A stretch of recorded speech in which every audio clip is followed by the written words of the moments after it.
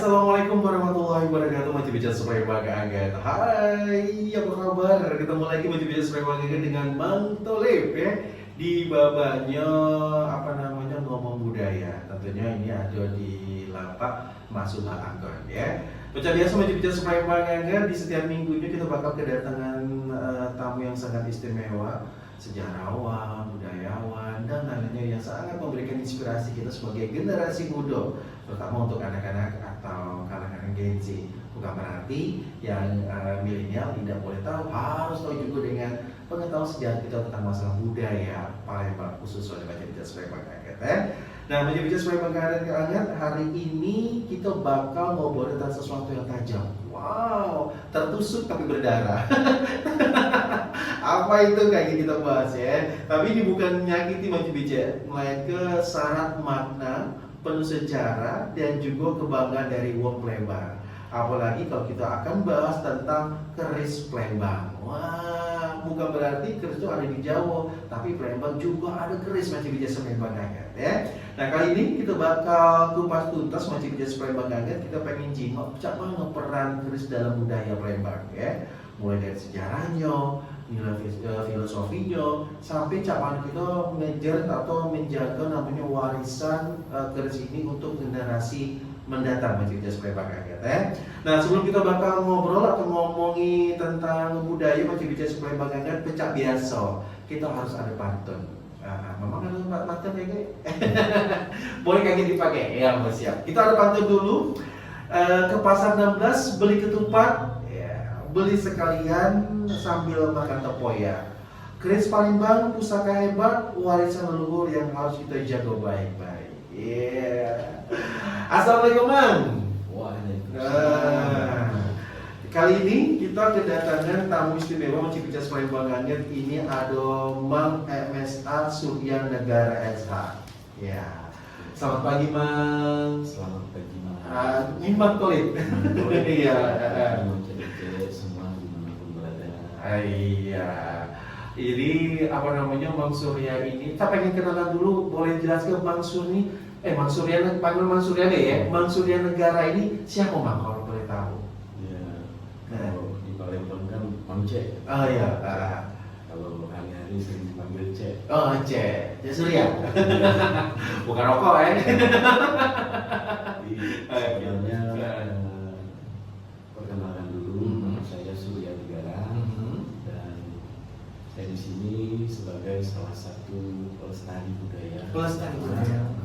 Pusaka yang berasal dari Sumatera, khususnya Sumatera Selatan. Kita tergabung dalam paguyuban yang pertama itu ada Palembang Pusaka Bahari, dan ada juga yang mengayomi hampir seluruh Sumatera Selatan, termasuk Lampung, Jambi, Bengkulu, dan juga Riau. Itu ada Pusaka Palembang, Pusaka Wijaya. Berarti Mamang sebagai ketua umum? Iya. Wah, ketua di Pusaka Bahari dan ketua umum di Palembang Pusaka Sriwijaya. Oke, mantap. Nah, ada payah-payah Manga datangi tamu istimewa ketua umumnya langsung Baca Bicara Supaya Bangga Anggat mengenai tentang pusaka-pusaka. Berarti tidak cuma keris Palembang ya? Iya. Palembang itu kan khususnya kita bicara sejarah tentang dari era Sriwijaya sampai ke Kesultanan Palembang. Itu kan kita terdiri dari berbagai macam adipati-adipati kedatangan yang ada di berbagai daerah. Nah, itu mereka hampir rata-rata filosofinya sama. Jadi dari atas kepala sampai ke kaki itu apa yang dipakai dalam pakaian adat itu termasuk pusaka. Jadi mulai dari ikat kepala, baju, tali pinggang, sampai sendal juga. Iya, terompah. Terompah. Di baju ada yang berbentuk baju kurung, ada yang berbentuk rompi, tali pinggang kan namanya badong. Ada yang terbuat dari perak, ada yang terbuat dari emas, dan termasuk keris, badik, tombak, dan pedang itu merupakan bagian daripada pusaka yang ada di Sumatera Selatan. Keren Baca Bicara Supaya Bangga Anggat. Nah, yang pasti juga Baca Bicara Supaya Bangga Anggat dengan ini awal kita ngobrol. Kita APB pusaka-pusaka yang ada di Mang Surya ya. Nah, boleh kakek mencibit supaya mendengar berpeluang bersama kami di 0811 7878 untuk bertanya, boleh diatur ini lewat WA atau juga layanan telepon langsung kita akan bakal buka di 0711 816 943. Mang, kita langsung ngobrol ya. Langsung ngobrol. Nah, ini kan kalau kita jingok namanya banyak masyarakat ya, khususnya masyarakat Palembang seluruh dunia lah ya, kenal dengan keris. Ini kan kalau keris kan identik dengan tradisional, sejahtera tradisional.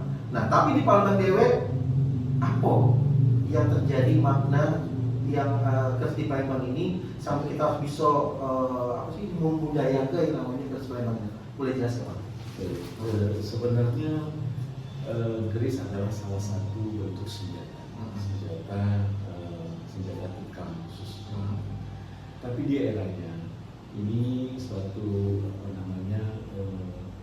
semacam simbolik yang juga merupakan bagian daripada baik itu strata sosial ataupun itu bagian dari ritual-ritual spiritual, juga bagian dari identitas kesehari-hari.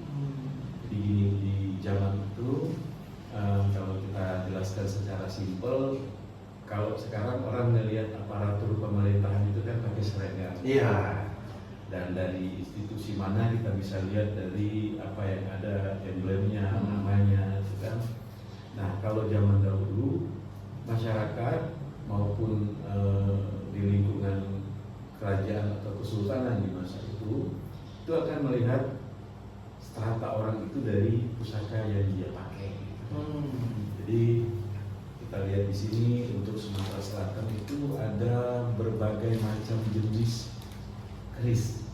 Yang maksud saya jenisnya di sini adalah bentuk daripada gagangnya bulunya itu melambangkan asal daerah dan dari wilayah mana. Itu menentukan, Mak, kalau dari bentuk-bentuknya itu. Iya. Jadi kebanyakan yang kita dapati dari daerah-daerah tersebut, dan kita kebetulan sudah kita semacam buat semacam katalog, dan mudah-mudahan dalam waktu dekat sudah bisa rampung penulisan bukunya, disponsori oleh universitas, salah satu universitas negeri di Sumatera Selatan, juga bergabung dengan beberapa budayawan. Kita itu membuat literatur tentang keris, karena selama ini kan masyarakat Indonesia tahunya keris ini kan identik dengan asal-muasalnya dari tanah Jawa. Iya, benar. Sebenarnya Jawa itu yang belajar dari kita. Karena kita tahu sama-sama perkembangan sejarah, terutama kerajaan Sriwijaya, itu kan mulai dari abad ketiga sampai abad ke-7. Nah, terus kita juga tahu beberapa peninggalan sejarah yang ada di Jawa, contohnya Candi Borobudur. Itu yang bangun itu ada di eranya rajanya Sriwijaya. Iya, benar. Nah, juga banyak sekali temuan yang ada di Sumatera Selatan ini yang menggambarkan dengan fakta bahwasanya kerajaan Sriwijaya ini adalah kerajaan yang luar biasa. Salah satunya dengan pusaka-pusaka yang ditemukan. Belum lagi berupa peninggalan-peninggalan keramik-keramik, ataupun perhiasan-perhiasan emas yang zaman dulu banget gitu ya, yang bentuknya kalau kita lihat aneh-aneh gitu kan. Mulai dari bentuk hewan, mulai dari bentuk candi, berbagai macam. Nah, itu merupakan salah satu kumpulan dari sejarah. Jadi kalau kita kembalikan ke seri keris Sumatera Selatan ini merupakan salah satu peninggalan yang sangat layak untuk kita lestarikan, karena di Sumatera Selatan itu tidak ada lagi yang meneruskan. Kalau di Jawa mereka sampai dengan hari ini ada empu yang dilatih buat yang baru terus, sehingga mereka dari literatur, dari pelestarian sampai sisi komersil dan untuk perkembangan ekonomi mikro, mereka diakomodir gitu. Nah, sementara kita di Sumatera Selatan, khususnya di Palembang, kalau bawa keris ini ke polisi. Tajam kuncinya, tajam. Bawa keris dikit kau nggak kencang. Nah, inilah salah satu mindset yang harus kita rubah. Benar. Jadi Sumatera Selatan saya sedikit kasih gambaran bahwasanya keris Palembang ini merupakan satu peninggalan sejarah yang menjadi saksi bagaimana dulu megahnya kerajaan Palembang, Sriwijaya dan Kesultanan pada khususnya. Artinya kenapa? Sampai dengan hari ini benda-benda ini, keris-keris ini masih sangat utuh. Artinya kalau dia terbuat dari material yang biasa-biasa, mungkin sudah hancur. Bagian kita dapatin ini di dasar sungai, di dalam tanah, sampai dengan sudah kita beberapa kali lakukan kurator, kurasi, dan juga ada yang sampel dari rekan-rekan kita coba ambil karbon test. Bahwasanya material ini sudah berusia lebih dari di atas 700 tahun. Bayangin. Jadi materialnya luar biasa istimewa. Juga bentuknya unik gitu. Bentuknya unik. Kebetulan kami sudah mulai dari 2012 duduk bersama sama-sama kolektor. Dulu ada salah satu senior kami yang ada di Palembang, berdomisili di seputaran Pelaju. Kalau kami panggilnya Kiai Kanjeng Pamularsin, kalau nama aslinya beliau adalah Kak Fajar Setia. Terus ada juga beberapa teman kami yang berprofesi juga sebagai aparat, dokter. Mereka punya hobi yang sama, akhirnya kita bahas bawa koleksi masing-masing. Nah, kita podcast, kita edukasi, terus kita pameran bareng, gitu kan. Akhirnya kami terhimpun dalam satu wadah komunitas.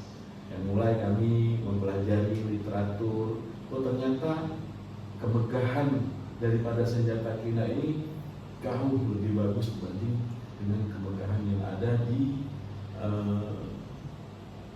kota-kota tetangga, provinsi-provinsi tetangga. Dan di saat itu juga kita tahu bahwasanya apa yang sekarang mereka pegang itu ternyata dapatnya dari kita.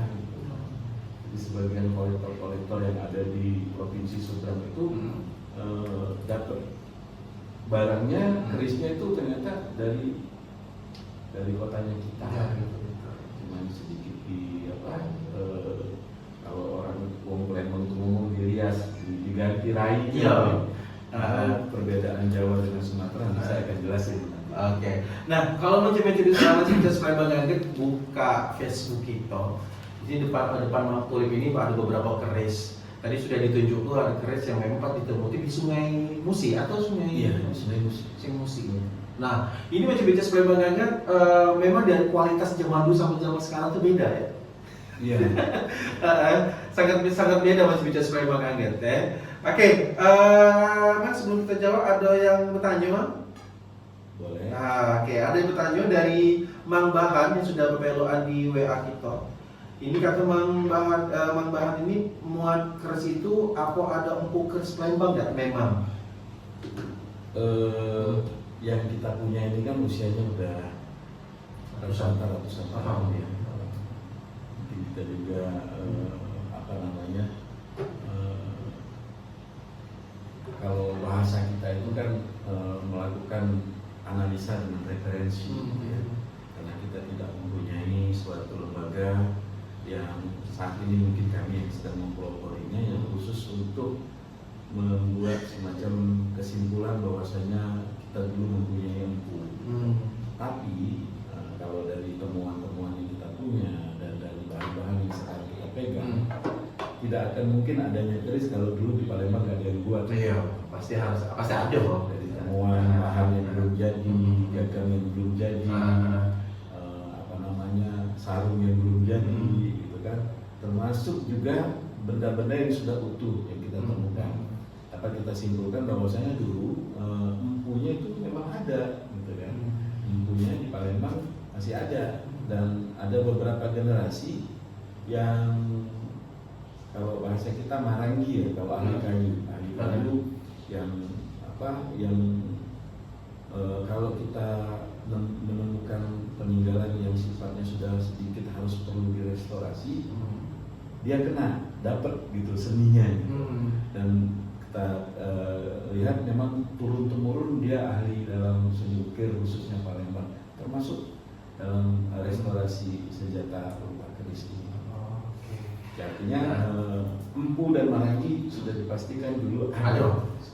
Pasti ada ya. Oke, Teman Cibica Serbagangnya, kita masih tunggu Teman Cibica, boleh kita bakal ngobrol Teman Cibica di 81693. Apa namanya, dia juga di WA. Wow, suara tetap bahas kami. Gak macet tumbuh lagi. Kita bakal kembali lagi Mang ya. Setelah lewat ini tetap di Siko-Sikonya Radio Palembang. Kita kembali lagi Cibica Serbagangnya di Siko-Sikonya Radio Palembang, dan tentunya masih di acara kita ngomong budaya. Masih ngomongin keris Cibica Serbagangnya. Tadi sudah diceritakan untuk banyak orang sudah mengenal keris tradisional, dan kenapa Palembang masih ada yang namanya makna yang memang tentunya ini menjadi suatu simbol kita untuk bisa mengetahui keberadaan dari keris kita, terutama untuk di Palembang Cibica Serbagangnya. Nah, Mang, tadi kan kita sudah lihat perkembangan keris Palembang, ya. Kalau bisa diulangi lagi sejarah untuk perkembangan keris Palembang sampai rumah ini ada cak mana? Ya, jadi keris di era Sriwijaya dengan keris di era kerajaan Kesultanan Palembang itu ada sedikit perubahan yang signifikan. Jadi dari bentuk, dari material, juga dari seni tempa dalam mengelola besi untuk menjadi senjata. Di eranya Sriwijaya itu rata-rata senjatanya fokusnya kepada ukuran dan ketebalan, dan bentuknya juga aneh gitu kan. Bentuknya itu nggak macam-macam, nggak neko-neko. Memang fungsinya benar-benar untuk sebagai senjata tikam. Nah, berkembang kemudian di era kerajaan mulailah muncul semacam inovasi dalam pembuatan senjata. Jadi di era itu juga sudah mulai mengenal bahwasanya ternyata keris ini bukan hanya sebagai senjata atau gagaman, kalau dulu Palembang gagaman. Bukan hanya sekedar gagaman, tapi juga merupakan simbol ritual, baik itu spiritual maupun adat, dan juga merupakan lambang strata atau status di zaman itu. Jadi kalau orang bilang ada yang rakyat jelata, ada yang biasa-biasa saja, ada juga yang keris-keris keras sultan gitu kan. Nah, itulah salah satu yang melambangkan. Kalau kita lihat di sini ada beberapa contoh sampel ya. Ada beberapa sampel, ada keris yang gagamnya terbuat dari gading dan bilahnya dilapisi dengan emas gitu ya. Ada beberapa kinata yang terbuat dari emas gitu. Jadi sebelum lanjut ini saya perlu kasih edukasi kepada pendengar sekalian bahwasanya keris ini terbagi atas 3 komponen kalau untuk Sumatera Selatan Palembang. Gagang, bilah, sarung. Nah, yang menjadi ciri khas Palembang atau di era kita kerajaan Kesultanan Kedatuan Palembang maupun di era Sriwijaya adalah bentuk gagang dan sarung yang tidak kita dapati di tempat lain. Jadi ciri khas kita dari Palembang ini, kalau kita lihat di sini saya bisa gambarkan di atas sarung yang lurus ini ada sampir namanya, berbentuk perahu. Oh iya, ini berbentuk perahu. Dan ini hanya ada di kita Palembang. Kalau kita lihat ini persis perahu. Benar-benar. Ini apa mbak artinya mbak kalau boleh tahu? Kenapa? Ya, di zaman itu memang kita ada kerajaan maritim. Kerajaan maritim itu kenapa orang tanya di mana sih letak Sriwijaya? Banyak orang-orang yang ngawur di provinsi sama Sriwijaya itu hayalan, Sriwijaya. Enggak. Kalau kita himpun, kita aja selama bersilaturahim berkumpul dengan beberapa budaya yang sudah kita tahu itu. Kalau peninggalan ini dari Sungai Musi itu udah bukan lagi kalau emas saja bukan lagi kilo, bukan ton.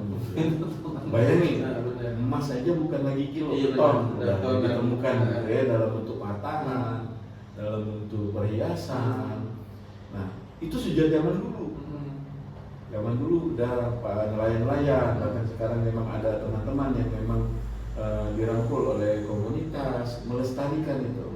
Jadi kita ada beberapa kali komunikasikan juga, sekarang sudah sangat didukung oleh kawan-kawan dari BRIN. Dulu kawan-kawan dari BRIN setiap ada temuan yang informasi, mereka akan koordinasi dengan kita. Juga kawan-kawan arkeolog gitu kan, mereka juga kadang-kadang mereka kan literasi sifatnya, mereka nggak paham dengan bentuk otentiknya gitu kan, karena mereka kan belajar tanpa beban untuk belajar. Kalau kita kan taruhannya kehilangan finansial nih. Kalau kita beli barang yang palsu, hilang duit gitu. Jadi daripada buntu, mungkin nggak usah beli gitu.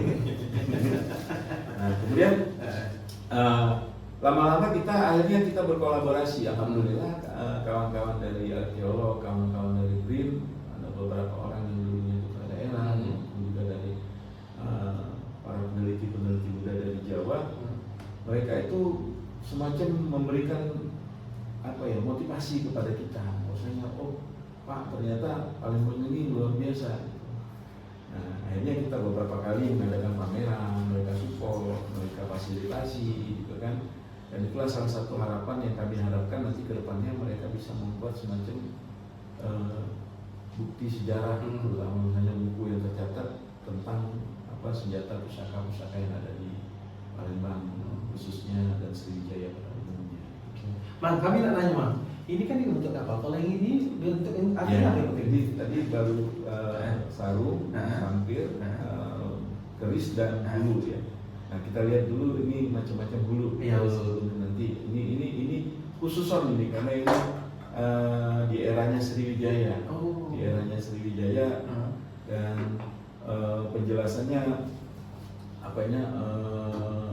agak ribet kalau kita jelasin karena ini kalau saya lihat kalau orang awam melihatnya bentuknya aneh gitu, apalagi sarungnya gitu kan.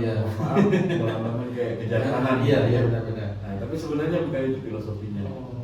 Nah, kalau kita balik ke penjelasan dari sarung, sampir, bilah dan gagang. Gagang sendiri di sini seperti yang saya contoh bahwa ada 5 macam gitu ya. Ada ini namanya Putri Malu. Putri Malu ini melambangkan sosok orang yang berdiri. Oh iya benar. Memakai sedikit ada tanjaknya di atas. Tanjaknya. Iya benar. Dan dia lebih condong kayak orang berdiri sholat sedekap gitu. Oh iya. Semua keris kita rata-rata seperti kayak orang sedang ya.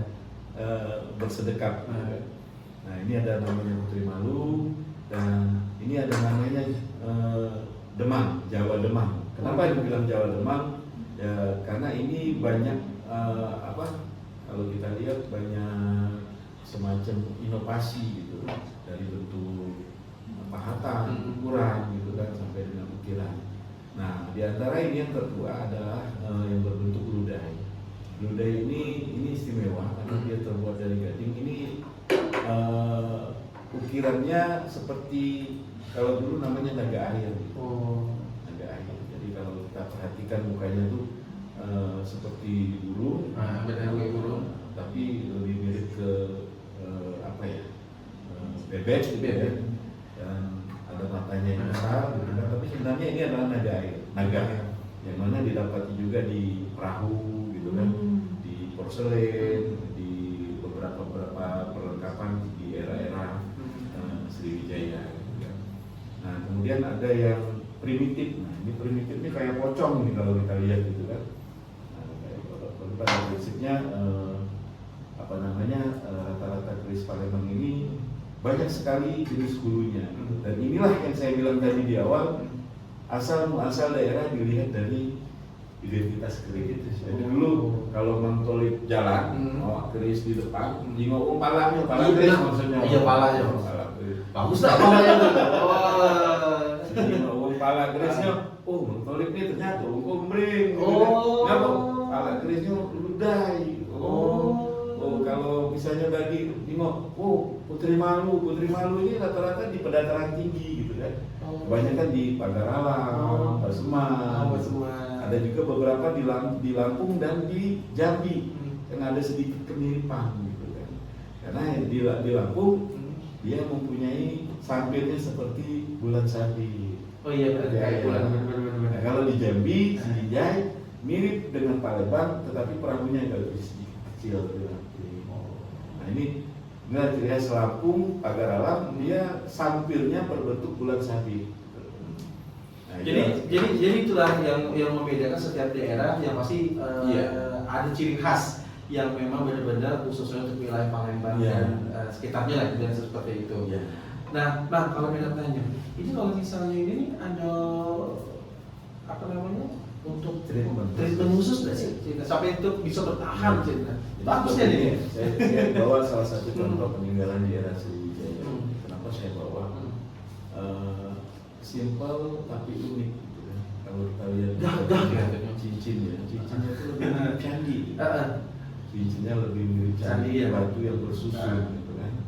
Dan bilahnya lebih mirip batu karena dia memang banyak komponen daripada material meteoritnya, sehingga kalau kita lihat bentuknya ini kayak batu yang sudah gimana gitu, tapi dia masih utuh berbentuk senjata. Nah, dan juga bentuk gagangnya, gagang atau bulunya unik gitu ya. Dan ini lebih unik lagi kalau kita lihat bentuknya, kalau teman-teman bisa googling gitu ya, contoh keris Sriwijaya yang ada di Museum Belanda, dia akan tampilkan salah satu bentuk keris dan sarung yang berbentuk belalai gajah, dan di ujungnya ada bunga lotus. Bunga lotus. Kalau orang yang mikirnya laki-laki, ini lebih mirip dengan, mohon maaf, seperti laki-laki. Jantan. Tapi masih bisa dijenguk di mana di di Facebook kita live, saat kita live masih bisa supaya Gagar dengan yang sudah ditunjuk tadi oleh Bang Surya, bentuk dan setiap daerah berbeda-beda. Nah, Mang, ini nih yang saya penasaran, ini kan hampir seperti Jawa, Mang. Apa namanya? Keris apa namanya? Jadi keris itu ada 2 atau 3 yang sifat umum bilahnya. Tapi kalau kita lebih ke arah bentuk, kalau di Jawa kan ada penamaan gitu. Kalau Palembang cuma 2, lurus namanya brojol atau jala gitu kan. Nah, yang beko-beko itu keris lu. Nah, lu ini tergantung daripada bentuk. Kalau kita lihat di bilahnya ini kan ada macam-macam ini ya, kayak warna-warna, kayak lukisan-lukisan. Iya benar. Kayak gambar-gambar. Sebenarnya ini bukan dibuat setelah barang ini jadi, tapi saat barang ini akan dibuat di tempat. Jadi kalau kita lihat keris yang berlu, cara ngitungnya gini, dia ngitung di mana lekukan. 1, 2, 3, 4, 5, 6, 7, 8, 9, 10, 11. Jadi keris lu tidak pernah berlu genap. Ganjil ya? Sudah dipastikan dia ganjil. Dan keris lu ini banyak sekali varian. Jadi kalau dia ada yang di sininya gambar naga, terus motifnya kalau di Jawa sering dibilang orang rombol sosok. Ada yang misalnya bentuknya seperti air mengalir, bentuknya seperti rumput-rumput atau lumut. Mereka bilang ini pamor ganggang, kanyut, macam-macam. Tapi kalau kita di Palembang ada penamaan khusus gitu kan. Penamaan khusus yang inilah saat ini menjadi PR kita budayawan untuk merangkumkannya. Itu juga masukan dari masyarakat yang dulu-dulu pernah tahu penamaan ini apa gitu kan. Misal kalau di Jawa kan di bagian keris paling bawah ini ada semacam alas yang membatasi antara cincin dengan bilah. Kalau di Jawa namanya gonjo. Penamaan literatur Jawa namanya gonjo. Kalau kita bisa diamalkan ini gak alas, ganjel. Nah, kalau mereka bilang ini gereneng, kalau kita ngomongnya lambe. Karena dia melambi-lambi gajah, karena bentuknya kayak belalai gajah. Iya benar. Nah, jadi inilah yang membuat kita tuh tertarik dengan seni keris, karena banyak sekali makna filosofi yang terkandung di di dalam sebuah keris atau sebilah keris. Dan ini yang mengajarkan kita bahwasanya kita ini belum apa-apa dibanding dengan pendahulu kita. Mereka buatnya dengan manual. Bayangin untuk membuat sebuah pusaka, mereka harus mencari material termasuk gagelnya dari gajah. Jadi kalau nak buat keris mulu gajah zaman dulu. Cak pandang gunanya Bayangin lah gitu. Kalau nak dulu, belum dulu zaman dulu susah mikir makan lagi sagu, buat keris. Zaman dulu di Jawa sana makan lagi sagu, kita Palembang keris lagu mas-mas. Artinya kenapa? Di era kita dulu memang kerajaan kita luar biasa. Dan ini nih kita lihat yang senjata yang memang ciri khas Palembang. Ini sengaja saya bawa. Ini dimensinya luar biasa panjang, dan lebih dari 40 cm. Dan tebalnya saya belum temukan keris yang tebal perfect dengan pamor yang luar biasa selain yang ada di Palembang. Ini kalau kreatif kayak tumpuk-tumpuk. Iya, jadi namanya pamor. Jadi pamor ini tercipta karena tempahan besi yang berlapis-lapis. Jadi untuk buat besi keris ini bukan kayak kita sekarang buat pisau kan, besi dibentuk parang terus ditajemin gitu. Kalau zaman dulu enggak. Zaman dulu itu keris sebelum jadi dari besi itu dilapis-lapis, ditumpuk, baru dicampur dengan baja, baru dicampur dengan pasir malela, macam-macam, ada yang meteorit zaman dulu kan, sehingga dia menimbulkan pamor atau bentuk gambar yang unik gitu kan. Ada yang seperti gambar peta, ada yang seperti gambar kulit semangka, kulit buaya, macam-macam. Nah ini yang sekarang lagi PR dari kita untuk menamakan dengan literatur yang ada di saudara-saudara kita di Jawa sebelumnya. Itulah salah satu kelemahan kita, teman-teman kita di Jawa itu sampai sekarang mereka masih melestarikan. Karena di sana menjadi bagian adat. Jadi kalau di Jawa nggak punya keris, dianggap dia nggak patuh sama adat. Jadi ada upacara adat, keris dibawa. Kalau kita Palembang, bawa keris ke polisi. Nah, itu main. Kalau balik lagi masalah adat, ya. Oh, kita iklan dulu ya. Oke, kita lagi ngomong masalah adat Montipitio Palembangan. Kenapa di daerah Jawa tetap mempertahankan kalau keris itu dilakukan pada saat ada ritual-ritual yang memang harus dilakukan. Apakah Palembang juga cek itu? Apa tidak? Kita bakal balik lagi Montipitio Palembangan tetap di Siko-Sikonya Radio Palembang. Kita balik lagi Montipitio Palembangan di Siko-Sikonya Palembang. Radio Palembang, Siko Palembang. Dan juga masih ngomong budaya Montipitio Palembangan. Mang ada WA masuk, boleh kita baca? Boleh Mang ya? Nah, ini dari Mang Arman ya. Mang Arman ini bertanya, Mang Tolek, aku nak tanya. Kami kan pernah buat gagang keris Palembang yang bermotif ludai, putri malu dan primitif. Nah, bertanya nih Mang Arman, siapa wong yang pertama kali buat gagang keris itu siapa? Ya itu yang tadi saya bilang. Ada yang pertanyaan, punya nggak kita ampu? Punya nggak kita ampu? Nah ini yang perlu kita sepakati dan kita duduk bersama. Karena banyak orang Palembang ini puji kita tuh kalau Tuhan kan maha mengetahui, kalau dia tidak tahu gitu. Dia punya kirologi. Artinya kirologi main dia tahunya cuma itu. Dia tahunya cuma itu dan dia sudah mengklaim dia yang paling benar. Nah, jadi kenapa dulu ada nama Luda, ada nama Putri Malu, ada nama Deman-Deman. Nah ini adalah literasi yang kita dapat dari kawan-kawan dari provinsi seberang. Dan penamaan-penamaan juga semacam ini juga umur-umur usia itu kan macam-macam orang punya sudut pandang persepsi yang berbeda. Jadi contoh, saya punya keris, teman saya misalnya Mang Tolip ini punya keris kok. Mang Tolip kalau ngelihat keris Mang Tolip, dia akan ngomong, oh ini keris umurnya 100 tahun lebih. Dari mana Mang? Dari bentuknya. Karena di zaman itu keris ini mulai pakai ilmu kirologi. Apa yang dia dengar dari bapaknya, apa yang dia dengar dari kakeknya, dia akan membuat penilaian berdasarkan kompetensi yang dia punya. Jadi setiap seorang kolektor keris atau penggemar keris saat dia memperkirakan usia keris, bentuk keris itu dengan opini dan pengalamannya masing-masing. Tapi itu ada literasi memang yang menjadi acuan, gitu kan. Jadi kenapa ada nama-nama primitif, udai, putri malu? Ya, ini yang kita dapat dari literasi sebenarnya. Kalau saya jelaskan siapa yang ngasih tahu namanya sebelumnya, wallahu alam. Karena satu kelemahan kita dari Sumatera, Sriwijaya dan Palembang ini adalah kita tidak mempunyai orang yang mencatat, membukukan, menjaga.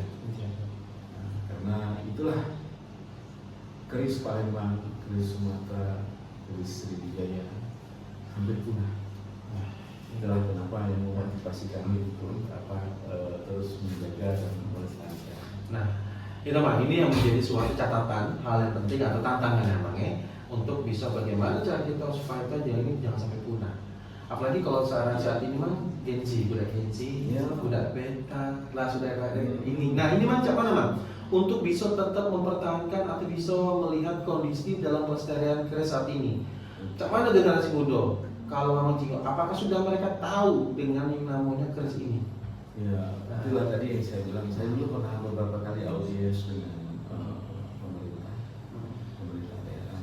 Dulu kami pernah kira 10-12 tahun yang lalu pernah tawarkan, karena kita punya pengalaman operasi di luar negeri yang memajukan museum-museum. Ya.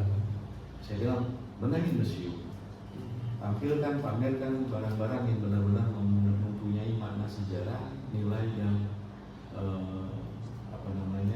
spektakuler. Jadi misalnya pusaka, peninggalan keramik atau bentuk kain ataupun peninggalan yang sifatnya benar-benar mempunyai nilai yang luar biasa terkait dengan adanya kehidupan di era kerajaan sebelum Palembang.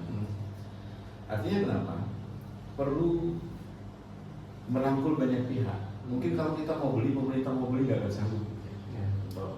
Ada beberapa kolektor, paling tidak dia diberikan kompensasi misalnya untuk barangnya ditaruh di museum dan diberi semacam penghargaan atau diberi semacam apalah nanti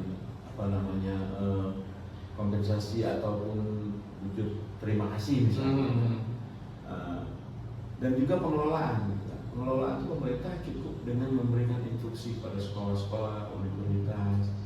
Gak usah jauh-jauh deh, mau universitas, sekolah negeri, sekolah dasar aja deh. Ada beberapa ribu sekolah dasar yang ada di Palembang, gitu kan. Diwajibkan aja datang ke museum. Iya. Satu orang 1.500, 2.000 aja lah, gak usah banyak-banyak yang mau sampai 15.000 kan. Gak usah mikirin snack dulu lah, misalnya 2.500 salah satu orang untuk masuk ke museum. Bayangin, kalau seandainya semua sekolah dasar, sekolah menengah pertama, sekolah menengah atas, bahkan universitas yang diwajibkan untuk belajar di museum dengan benda yang benar-benar asli, gitu. Ya. Dengan benda-benda yang benar-benar peninggalan ciri khasnya kota Palembang, dan benar-benar ada literasi dibuat. Gitu. Ditantang mereka, diedukasi, coba cari tahu, coba ini dibuat buku, coba ini dibuat apa, cari tahu. Nah inilah yang nanti akan mengadopsi pendapat-pendapat, mengakomodir pengetahuan yang mungkin tidak tercatat daripada keterbatasan dari pihak kita pun dari pemerintah. Nah, misalnya kita kasih contoh cara merawat ya, Nah, mungkin kita hanya menggunakan minyak misalnya, atau mungkin di daerah lain ada bahan khusus gitu misalnya kan, ada bahan khusus yang dicampur dengan wangi-wangian atau dengan teknis yang diasapin gitu kan, macam-macam. Nah ini yang perlu semacam salah satu literasi nanti ke depannya, karena pada prinsipnya besi ini kan pasti akan mengalami korosi karat. Menghambat karat yang paling bagus saat ini adalah minyak. Belum ada chemical lain yang bisa mencegah korosi sebaik dengan lapisan minyak saat ini. Bisa juga dibuat macam lapisan lilin, tapi kan butuh effort yang lebih gitu kan. Tapi yang saat ini yang paling simpel untuk menjaga dan mencegah korosi daripada bilah itu adalah dengan mengolesinya dengan membaluinya dengan Ini gitu. Jadi perlu dukungan dari semua pihak, juga perhatian dari pemerintah, sehingga barang-barang bersejarah ini bisa terjaga. Biar tidak punah. Tidak punah. Oke, nah ini macam-macam sepanjang kan. Kita justru lihat atau Jingle sebagai generasi muda saat ini tetap kita sebagai orang tua ngajari, kasih tahu datang ke Bay, apa datang ke Bay, datang kita ke museum. Kalau datang ke Mamang boleh juga. Kita buka forum, kita buat diskusi atau ya apa namanya seminar lah ya, baik di kampus, sekolah dan lain-lain supaya nanti bisa difasilitasi. Saya tinggalkan ini di radio bisa belajar masyarakat umum. Masya Allah. Radio belajar. Sudah dikasih jalan Mau tanya lebih, mau lihat bagaimana sih bentuk keris Palembang, benar-benar apa bisa nanti berkomunikasi. Oke, gitu ya Bang ya. Nah Bang, sikat lagi. Pertanyaan sebelum kita close ya. Kan apa namanya Jingle itu kan biasanya kan ada rasa ketakutan Bang dengan keris. Iya. Apalagi kalau di Jawa itu kan identik dengan mistis Bang. Iya. Memang ini juga tidak Bang. Sama Sama agak gemetar emang. Nah, itu memang apakah itu mitos? Cak di film-film itu kan yang di mandi ke yang pakai wangi 7 warna lah bla bla bla. Nah, itu memang iya atau memang ya apa cak mana Bang gitu Bang? Jadi tergantung dari sudut pandang kita. Kalau kita menyikapinya dari sisi estetik, dari segi budaya, dari segi seni, ini adalah peninggalan budaya, seni membuat senjata yang luar biasa. Jadi kita lihat materialnya, kita fokus pada bentuknya, cara membuatnya, ukirannya, hingga kita tidak akan tertarik dengan sudut pandang yang lain-lain. Artinya saya tidak menyampingkan, memang ada beberapa yang mempunyai sudut pandang percaya akan bahwasanya kalau untuk keberuntungan cari keris yang pamornya junjung derajat gitu kan. Untuk keberuntungan kaya cari keris yang yang jiwe, yang pamornya beras uta atau hujan mas. Nah, kalau kita nggak lihatnya dari sudut pandang itu, kita melihatnya dari satu bentuk seni tempat senjata yang luar biasa, sehingga kita mencintai dan menjaga merawatnya dengan cara yang apa ya, kalau saya pikir ya yang logis lah, yang logis. Artinya kalau karat dibersihin, itu lah ya, itu gampang. Kalau ada retak gagangnya dibenerin, sarungnya rusak dibenerin. Kalau sarungnya rusak pas kita nyabut pakai uko tangan gitu kan. Jangan pakai lakban. Tapi di beberapa tempat memang ada ritual khusus. Ritual khusus misalnya di Jogja. Jogja itu ada tradisi malam satu suro.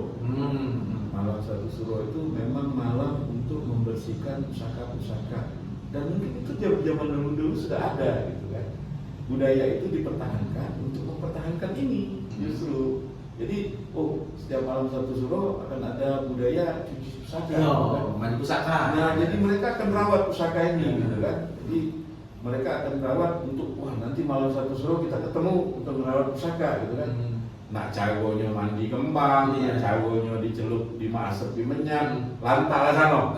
Ada jago kita melempar, cukup dirawat, disimpan di tempat yang rapi, diamankan, jangan dipegang oleh anak-anak yang masih di bawah umur. Dan satu yang harus kita rubah mindset, keris ini bukan untuk nyari balap. Keris ini bukan untuk gagah-gagah. Benar Pak. Anak muda sekarang, Gen Z sekarang, mudah-mudahan bisa meyakini bahwasanya ini adalah bagian dari pusaka. Jadi harus dijaga, bukan untuk tawuran.